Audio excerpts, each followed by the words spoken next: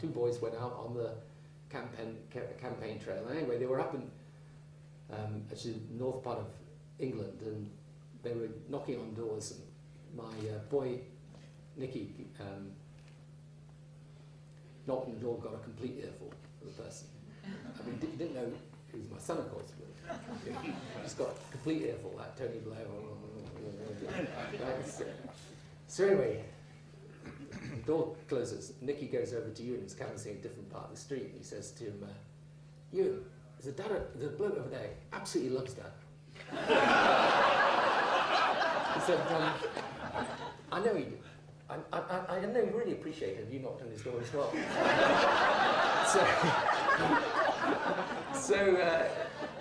So Ewan goes over and knocks on the door. Like, he's got another one of these Labour canvassers, so he goes absolutely out of hammer and tongs. Anyway, about what a terrible personality. Ewan sort of, it was a little bit sort of different from Nicky. Sort of, Ewan says at the end of it, said, well, I don't think that's fair, really, you know. And the bloke kind of goes, well, what do you know, sort of thing. He said, well, he's my dad, actually. And the bloke says, I'm so sorry. He said, look, he's not that bad, really. Have a sit down, have a cup of tea, look, I'm really happy. And the point is that in the end, you know, people, yeah, of course, you know, particularly if they're wound up, they get very angry and agitated and so on. But actually, as well as having faith in ourselves, we should also have some faith in other people as well.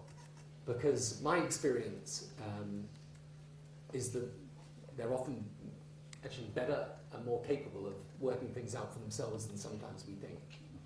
And that leads me to my very final point about communication and leadership, which is,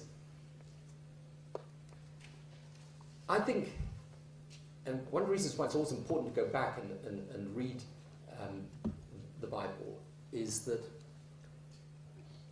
I don't know about you, but I find when I do it, I go back and I recover something of the essence each time I do that. So I recover something of what it must have been like when the first people were reading it for the first time. And along with everything else that comes through it is an overwhelming sense, yes, of the sinfulness of human beings, but also of the optimism that salvation can come and that they can be saved.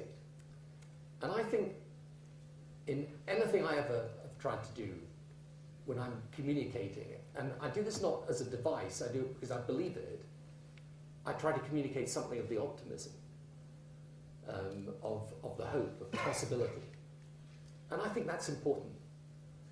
Because people need to hear that for all the troubles and the difficulties and the challenges, actually there is such a thing as progress, and through God's will that progress can be made.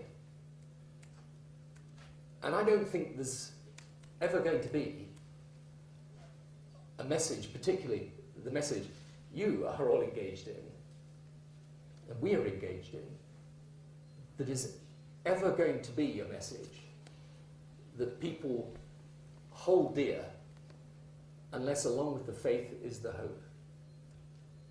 The love is what motivates it and inspires it. The faith is what gives us the hope, the ultimate optimism that we can, despite all our bad ways and errors, be better people and create a better world.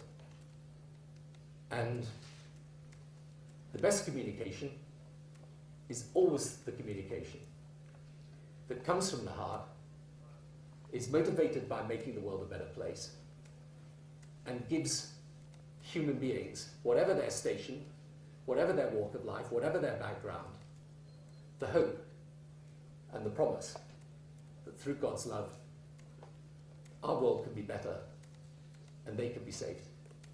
Thank you.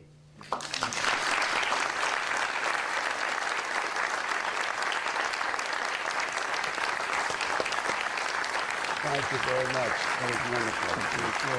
We're going to ask the press to leave.